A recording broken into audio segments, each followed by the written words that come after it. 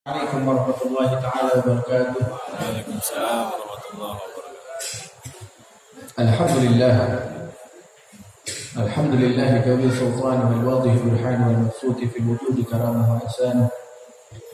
Wa ashhadu an la ilaha illallah wahdahu la sharika lah wa ashhadu anna Muhammadan abduhu wa rasuluh. Allahumma ya da'imal fadli 'ala al-bariyah ya basita yadayni bil 'atiyah. يا صاحب المواهب السنية صلي على سيدنا محمد خير والسقية واغفر لنا يا ذا العلا في هذه الليلة وفي كل ليلة أما بعد فيا عباد الله فإني أوصيكم ونفسي بتقوى الله إن الله لا يقبل غيرها ولا يرحم إلا أهلها ولا يزيد إلا عليها. Alhamdulillah jamaah hadir rahimakumullah umat Muhammadiyah. Alhamdulillah kita berkumpul di malam yang mulia ini mengenang haulnya daripada almarhumah Ibu Hajah Jamilah binti Haji Hasni yang mudah-mudahan di 1 tahun yang ini Allah telah ampunkan dosa serta kesalahannya. Ya Allah jadikan kuburnya Rawdah min Riyadil Jannah dan Allah kumpulkan bersama orang-orang yang baik di akhirat dan di alam barzakh. Insyaallah kita pun menyusul dalam keadaan husnul khatimah. Amin ya rabbal alamin. Alhamdulillah jamaah hadir rahimakumullah, kepada yang mulia para asatidzah, para guru, Ustaz Zaharuddin, Ustaz Khairuddin, Ustaz Rahmat, Habib Tahir, Habib Mo, Ustaz Ahmad Hafifi, matalabatul hayatihim. Mudah-mudahan Allah berikan beliau semua panjang umur, sehat dan afiat. Allah tambahkan rezekinya, Allah tambahkan ilmunya, Allah tambahkan istrinya. Allah jadikan mereka orang-orang yang baik semua dunia akhirat. Amin ya rabbal alamin. Terkhusus kepada keluarga besar Sahibul Haul, Bang Iwan, Bang Udin, Pian. Mudah-mudahan Allah beri banyak kemudahan dan kemuliaan dunia akhirat, dan Allah berikan kemapanan dunia akhirat untuk kita semua umat Muhammad. Amin. Khusus Allah karuniakan kepada kita semua husnul khatimah dengan dapat bertemu dan melihat wajahnya Nabi kita Muhammad sallallahu alaihi wasallam. Alhamdulillah jamaah hadir rahimakumullah. Dunia tetap berputar. Kita ada ataupun kagak. Jadi kalau ente pengen tahu bagaimana keadaan orang yang mati, anggap aja kayak sekarang ini. Bapak kita ada yang udah meninggal, atau orang tua yang meninggal, atau saudara yang meninggal, kawan yang meninggal. Yang ditinggalin keadaannya begini, kadang ingat, kadang lupa. Pun nanti kita bakalan mengalami itu semua. Tapi minimalnya nggak kesepian kalau yang ditinggalkan semasa hidupnya kawan-kawan yang baik, anak-anak yang baik, jelas mereka berilmu dan mendoakan kedua orang tuanya dan kawan-kawannya, maka terhiburlah ahli kubur tersebut. Jamaah hadir rahimakumullah, ada firman mengatakan man asa khadiman tahta qadama ummi wa asa sayyidan fawqa ru'usi qaumihi. Siapa yang hidupnya khidmah kepada ibunya, di bawah telapak kaki ibunya dia berkhidmah, niscaya hidupnya akan memimpin suatu kaum atau akan dimuliakan di antara orang-orang. Itu banyak. Dulu almarhum orang tua saya Muhammad bin Saleh Segaf, beliau selalu abah saya termasuk orang yang jarang ngomong kalau sama saya. Cuma dibilang, bagaimana ya sesudah nikah itu, ini kok hidup sekarang begini. Cuma abah saya suka ngetok dada terus, dada tar kepala. Terakhir saya tanya, bingung gak nemu-nemu, apa sih? Kalau dunia pakai ini, kalau akhirat mainnya pakai ini.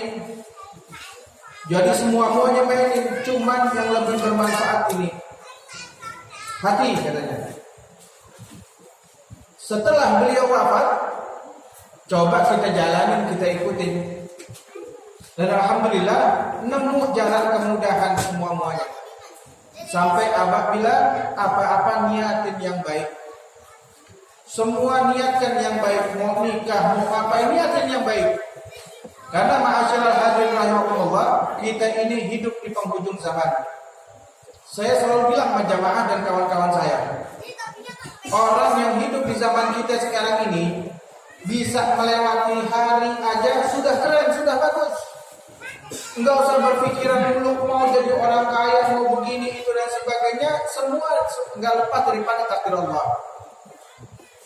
Kebanyakan manusia mereka belajar ilmu tapi nggak paham, apalagi yang nggak belajar ilmu.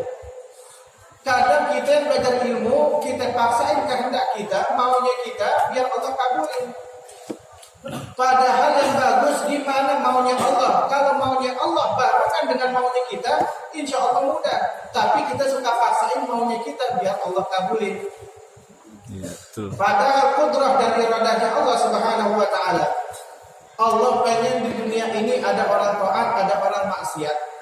Di dunia ini ada yang baik, ada yang buruk. Memang Allah kehendaki ada mau itu. Tapi Allah nggak pernah memerintahkan kecuali kita mati dalam keadaan muslim. Tidak ada dalam satu firman Allah pun atau hadis Nabi yang mengatakan atau Allah memerintahkan untuk kita menjadi kufur. Tidak ada. Pasti memerintahkannya untuk jadi orang-orang yang taat. Puncaknya ada wal akhiratu khairul laka minal ula. Bahwasanya akhirat itu lebih utama daripada dunia. Hendaknya kita umat Islam khususnya yang tinggal bersebelahan dengan masjid majelis ilmu dengan asatidzah, hendaknya jangan melupakan hal ini semua agar kehendak kita dicapai oleh Allah Subhanahu wa taala, terkhusus minta husnul khatimah. Jangan hadir rahimakumullah.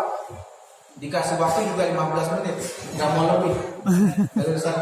Mudah-mudahan sedikitnya ini manfaat.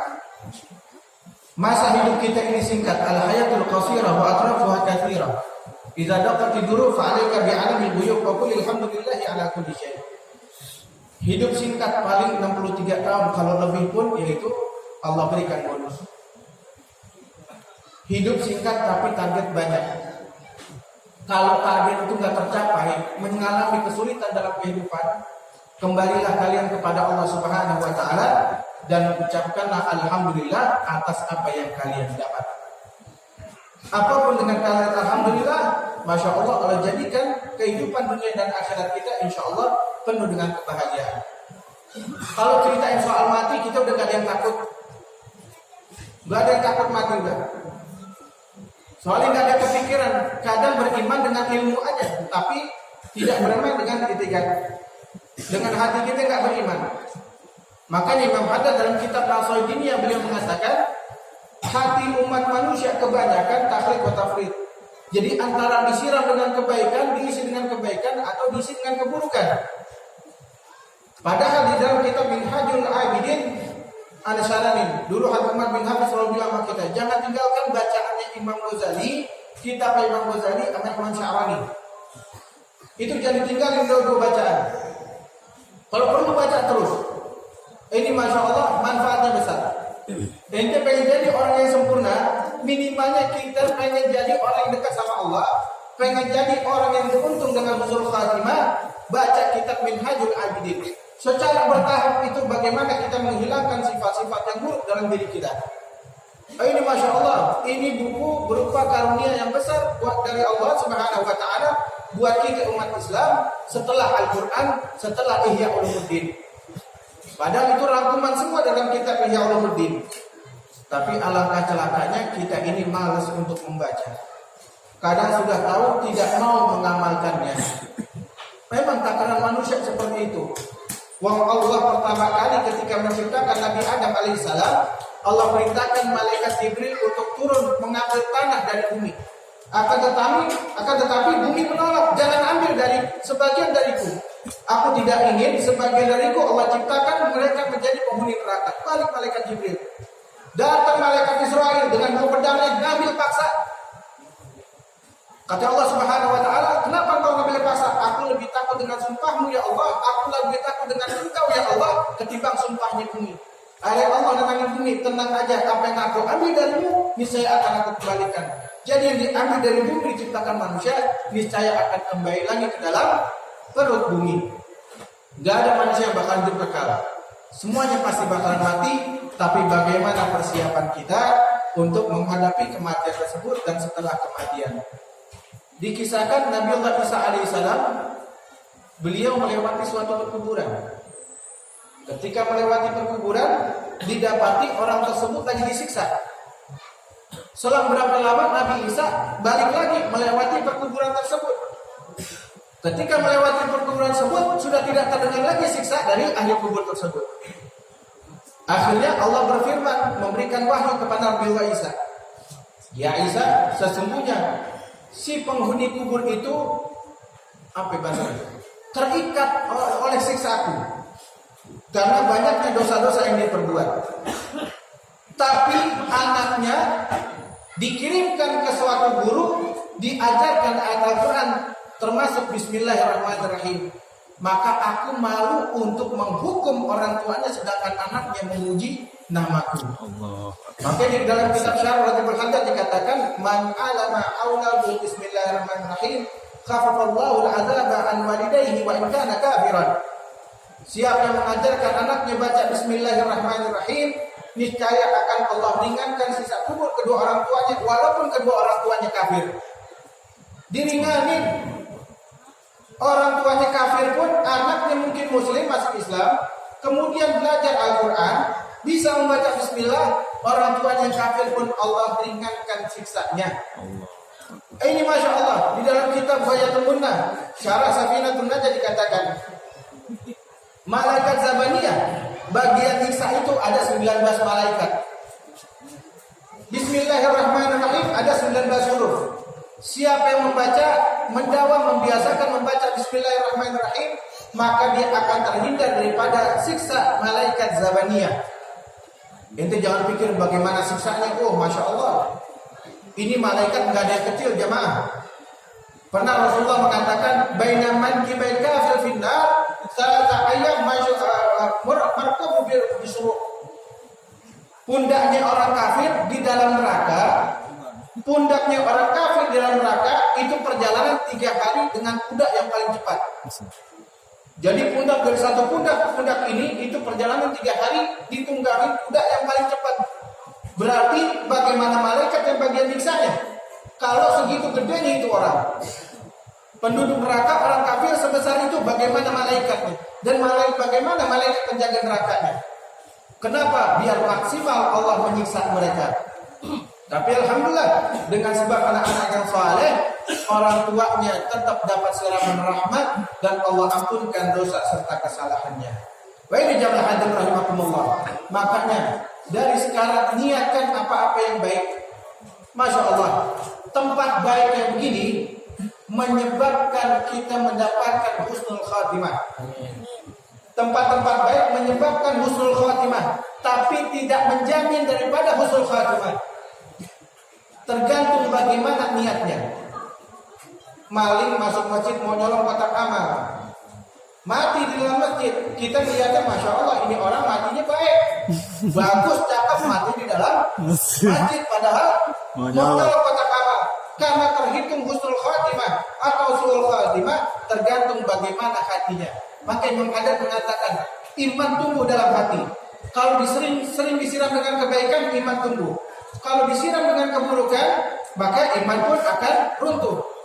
Dan manusia mendapatkan husnul khatimah atau suul khatimah sejauh mana dia sering menyiramnya dengan apa. Kalau sering disiramnya dengan kebaikan, niscaya akan tumbuh kebaikan dan husnul khatimah. Tapi kalau disiram dengan keburukan, maka akan matilah iman dan dia akan mati dalam keadaan suul khatimah. Innallaha la yanzuru min suwarikum wa la min azamikum walakinnallaha yanzuru ma fi qulubikum wa niyatikum. Maka Allah enggak lihat dari tampang kita, rupa kita, Allah enggak lihat. Walakinnallaha yanzuru ma fi qulubikum. Allah memperhatikan apa yang ada dalam hati kita, niat kita tentunya. Ini jangan sampai.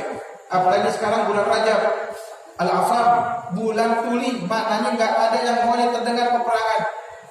Maka di antara kita, ini antara kaum muslimin semuanya, hendaknya kita orang-orang yang mengaji saling memaafkan. Karena nanti manusia di dalam kubur ditanya, wa man ikhwanuka, siapa saudaramu? Kalau dia selama hidupnya baik, dia mudah akan menjawab al-muslim ikhwan. Muslim adalah saudaraku. Tapi selama hidupnya selalu bertengkar, niscaya dia akan sulit menjawab pertanyaan munkar dan nakir. Nauzubillahi min dzalik. Jamaah hadirin rahimakumullah. Maka di akhir yang zaman ini Mudah-mudahan Allah jadikan kita orang-orang yang terbaik.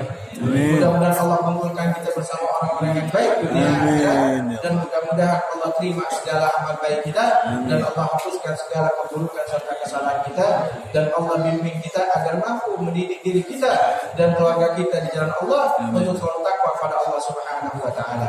Mudah-mudahan manfaat. Wabillahi taufiq wal hidayah. Wassalamualaikum warahmatullahi taala wabarakatuh. Waalaikumsalam.